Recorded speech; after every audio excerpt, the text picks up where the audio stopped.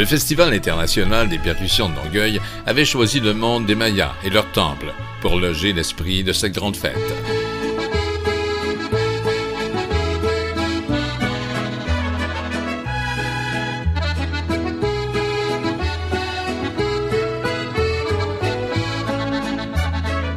Dans l'antre du chapiteau, les gens ordinaires ont côtoyé le mystère du monde des Mayas, en musique, en histoire et par la beauté de l'être humain.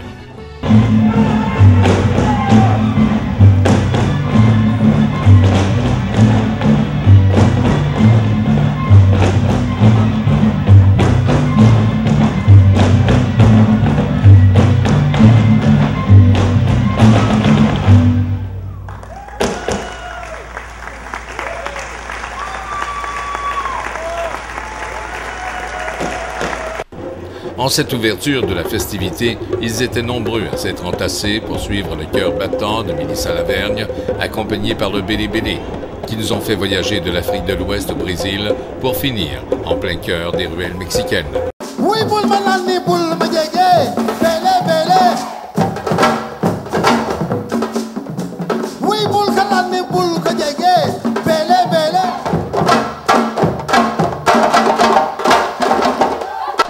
Tous étaient venus se faire tatouer un tam-tam sur le cœur dans un moment intime avec l'artiste.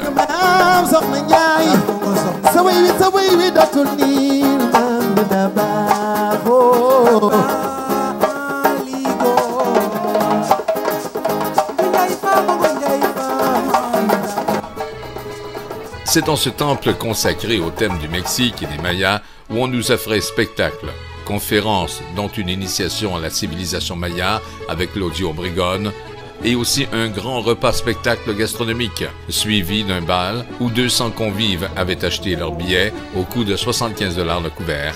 Question de supporter un organisme essentiel à l'industrie touristique, tel que nous le confiait la mairesse de Longueuil, Caroline Saint-Hilaire, et le chef de l'opposition, Gilles Grégoire. Très important. En fait, je vous dirais que c'est important pour les gens de Longueuil parce que ça nous permet d'être ensemble pendant quelques jours, de festoyer, de faire des percussions tous ensemble, c'est important. Mais c'est aussi au niveau régional, au niveau du Grand Québec. Ce qu'on veut dans le fond, c'est d'inviter les gens à faire un petit tour à Longueuil. Souvent, on est reconnu que pour être qu'une banlieue, mais c'est plus que ça, Longueuil. Et le Festival des percussions nous donne vraiment là, une belle opportunité de nous faire rayonner partout au Québec. Avec ces événements-là, on déplace beaucoup de gens. Maintenant, quand on fait un souper dans un endroit comme ça ici, je ne suis pas sûr que c'est bon pour la restauration sur la rue Saint-Charles. Mais dans l'ensemble, je pense, durant la semaine, j'ai hâte de mesurer l'impact financier qu'il va avoir sur la rue Saint-Charles. On n'a pas de commentaires, ça a commencé hier, donc on n'a pas de commentaires, mais ce soir, de toute façon, se promettre sur la rue Saint-Charles, c'est assez tranquille. Donc ça draine pas mal de monde ici à l'intérieur. Mais c'est véritablement que demain que ça commence. Ce soir, c'est le souper des personnes les plus importantes de notre société, non? Bon là, écoutez, de là être les plus importantes, je ne le sais pas, mais il y a beaucoup de gens qu'on connaît, qu'on côtoie régulièrement. Et je pense que les gens vont s'amuser, vont apprécier. C'est un bon groupe d'individus. Puis regardez le visage épanoui des gens, ils semblent apprécier leur visite ici. Alors, bonne soirée. Il y a un spectacle qui s'en vient également. Bonne dégustation, puis on se revoit très bientôt. Merci, j'espère que vous allez déguster vous aussi. Non, on n'est pas invités, nous, les médias. C'est dommage. Ah oui, absolument. Merci. La musique mexicaine, c'est aussi un ensemble d'œuvres classiques, dont celle d'Arturo Márquez. Notre chef d'orchestre, Symphonie de Longueuil, a été tout récemment le chef invité à Mexico et il nous fait part de son bonheur devant la musique mexicaine. Mais j'ai eu l'occasion de travailler à plusieurs reprises avec les orchestres mexicains, autant à Mexico que dans d'autres villes. D'ailleurs, il y a un mois, j'étais à Mérida, dans la région où on retrouve les ruines mayas et tout. Donc, me retrouver ici ce soir, là, ça me rappelle cette merveilleuse semaine que j'ai passée. Est-ce que ça vous inspire, par exemple, certains arrangements musicaux avec des musiciens dans une interprétation de musique originale latino ou classique, par exemple? Est-ce que ça peut changer la perspective du chef? Oui, absolument, les couleurs orchestrales de la musique mexicaine, mais juste entendre un groupe mariachi comme on entend ici. Et bien sûr, il y a des compositeurs mexicains qui ont composé pour orchestre symphonique et c'est toujours agréable de retrouver cette musique-là folklorique, mais écrite pour un orchestre complet. Le Festival des percussions a aussi été le théâtre d'une autre scène. celle des valeurs sociales que ne partagent pas les politiciens de la grande ville. Le chef du parti municipal, Gilles Grégoire, réfute l'idée d'utiliser un artiste graffiteur et des leçons de graffiti pour récupérer des jeunes en difficulté psychosociale. Il a aussi soulevé une question de taille quant à l'utilisation de cet art urbain pour désamorcer la crise de la prolifération des graffitis et des tags dans notre ville. On ne peut pas laisser ces gens-là, même si on appelle ça de l'art urbain, commencer à travailler et à faire des dessins sur tous les bâtiments de la municipalité. Ce qui a été fait hier, nous, on pense que c'est d'encourager les gens à commettre des graffitis. Moi, j'ai rien contre le graffiteur qui s'appelle Monkey. Là, au contraire, probablement que c'est un artiste, un très bon artiste. Mais écoutez, quand Mme Saint-Hilaire a dit qu'il ne commet pas d'acte illégal, c'est sûr qu'il n'a pas commis d'acte illégal en venant ici, en faisant ses graffitis ou son art urbain sur des planches de plywood. Mais lui-même admet qu'il a commis des actes illégaux. On l'a ici. Il y a des preuves ici qu'il admet lui-même sur Facebook qu'il a commis des actes illégaux. Je cite, il dit que ces graffitis ont été faits illégalement. Ce graffiti est un acte de désobéissance civile. Ce graffiti n'est pas officiellement approuvé par l'urbanisme municipal. On prend un individu de ce genre-là pour montrer aux jeunes comment faire des graffitis. Écoutez, il y a d'autres choses, là. La conseillère Monique Bastien ne va pas dans le même sens. Elle va à contre-courant des stéréotypes relatifs à l'art urbain, considérant que c'est une forme de canalisation des énergies créatives et positives chez les jeunes taggeurs et graffiteurs. La sensibilisation, la promotion de l'art urbain de manière sécuritaire et légale, ça fonctionne. Les jeunes ont besoin d'une façon de s'exprimer. Ce sont des jeunes marginaux, puis rentrer dans une ligne légale, moi je trouve que c'est tout à fait louable et acceptable. Il n'y a pas un danger que les jeunes maintenant, ils savent comment graffiter et qu'ils partent sauvagement aller graffiter sur les lieux publics, non? Je suis pas d'accord, M. Marchand. Quand on est tout petit, nos parents nous donnent des crayons, puis ça ne nous a pas empêché de barbouiller sur les murs. Je suis pas devenue graffiteur pour autant, et vous non plus, là. Mais ça, ce sont des enfants, hein? Mais les jeunes qui graffitent, ce sont des enfants, des jeunes adultes ou des ados. Sur le parcours du festival, il y avait toute une atmosphère de village et ses boutiquiers, des objets d'art, des vêtements et des instruments de musique, entre autres, attiraient notre regard et surtout notre compulsion à l'achat.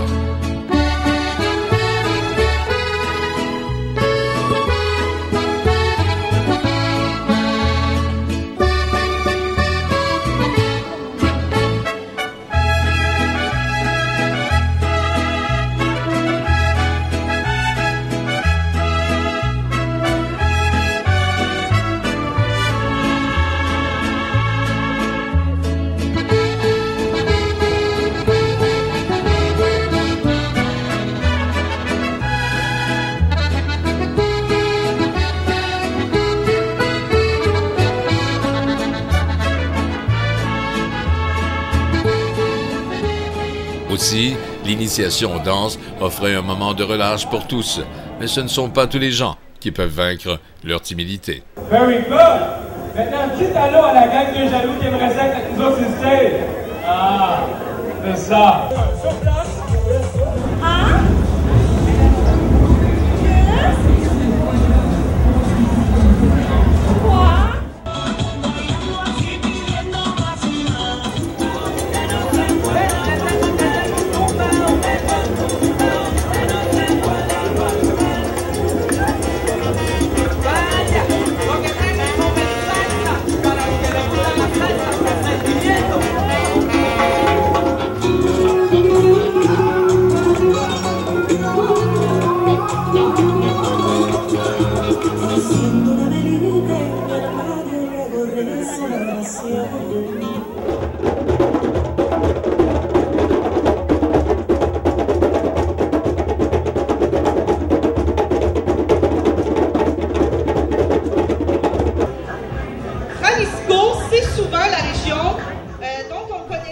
Les autres scènes nous offraient des spectacles de la relève notamment. La jeune Joëlle Saint-Pierre, qui s'accompagne aux xylophones, en métal et au piano, qui attirait aussi l'écoute des juges, sous les feux de la rampe du FM 103,3. La grande scène de l'Auto-Québec nous a fait vivre les musiques de Mamzelle, de Chak, de Yuvalichan notamment, et La Robina. Dans le...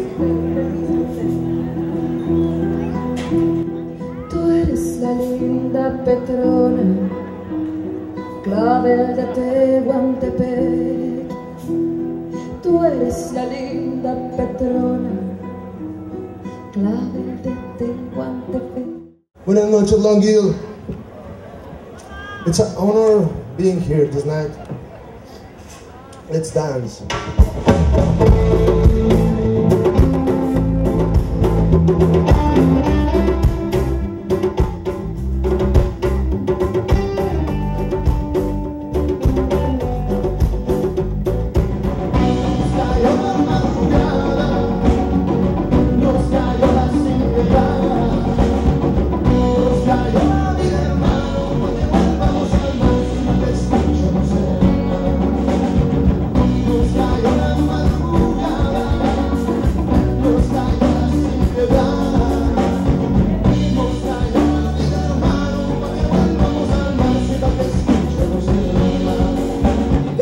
Connaissez-vous un endroit qui s'appelle Nigadou? Bon, c'est pas grave. C'est une belle rivière et la chanson est inspirée de cet endroit-là qui s'appelle Nigadou. Et c'est un rythme inspiré de la musique de Louisiane. Vous savez, la musique de Louisiane et la musique mexicaine, ils ont quelque chose en commun. C'est des musiques piquantes. Donc, voici inspiré. Si vous voulez danser de two steps, on la danse en ligne, c'est la tune pour ça. Por honestidad, hablando bien y haciendo la maldad, sufrir de amor y quemarse de frío. Tu corazón piensa ser buen asesino.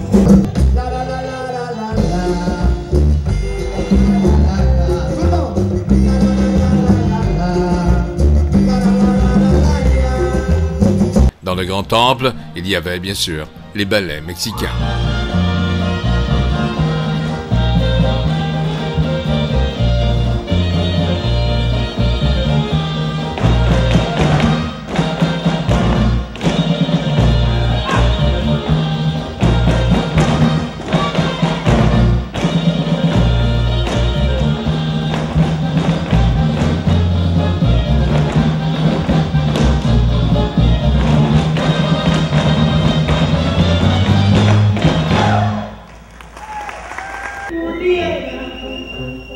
Ay, madre, por Dios, las estrellas se bajarán, cielo de mi corazón, la luna a tus pies pusiera. Ay, mamá, mamá, con el sol te coronara, la vez de este año. Ay, Sandunga, madre, por Dios, Sandunga, tu amor me mata. Ay, qué linda, eres tú la leyenda de mi rancho.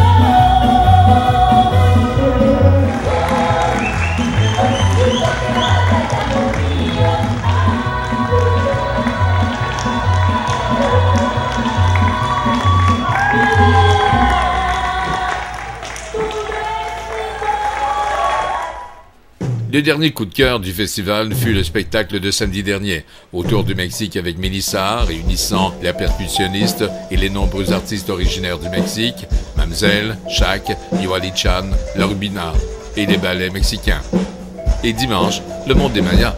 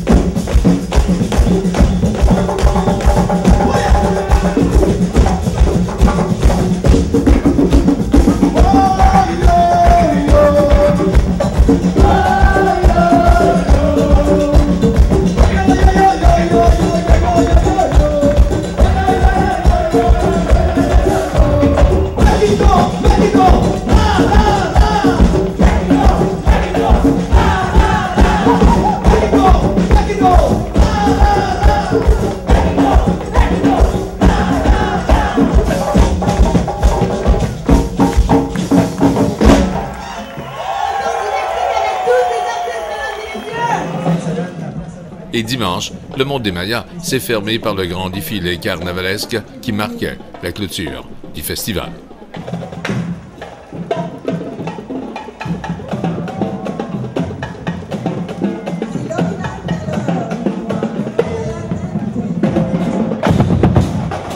Suivi d'unité de Longueuil, une équipe de danse de la ville de Longueuil qui nous représente partout au niveau international avec le plus grand costumier au monde. Ils sont costumés présentement en mexicain de toutes les régions du Mexique. Attention, ne se faufile pas dans la parade. On reste sur les côtés, s'il vous plaît.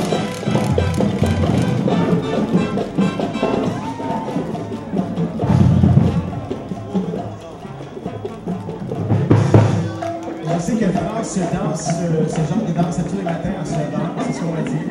Elle va travailler comme ça en dansant avec son ventre. Moi aussi, je fais la danse du ventre. J'en ai un petit peu.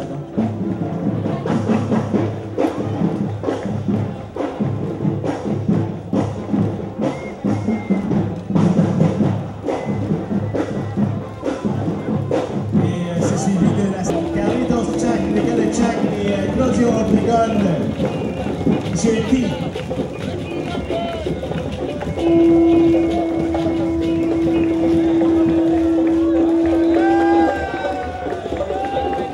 Donc maintenant, on voit Nasera et son groupe Sacré-Péqué. Le groupe Nasera et Sacré-Péqué. Donc maintenant, on voit les tam-tams de Coburn Park. Donc les tam-tams de Coburn Park.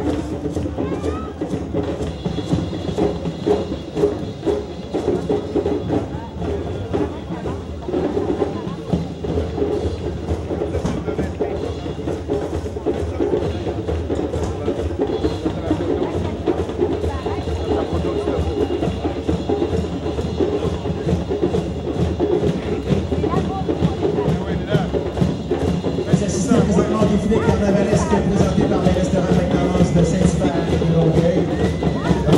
Grâce à eux, encore une fois, cette année, on vous a présenté des artistes de renom, des artistes de qualité qui venaient de partout à travers le pays.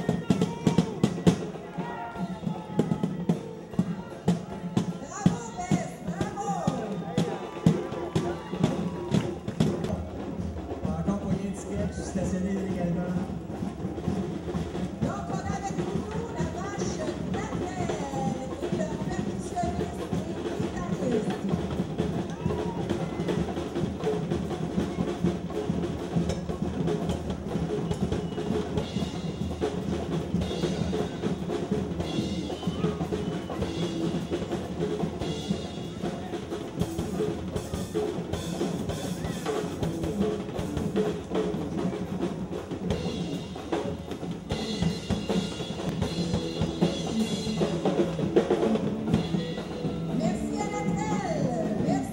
Un reportage de Jacques Marchand pour Média Sud.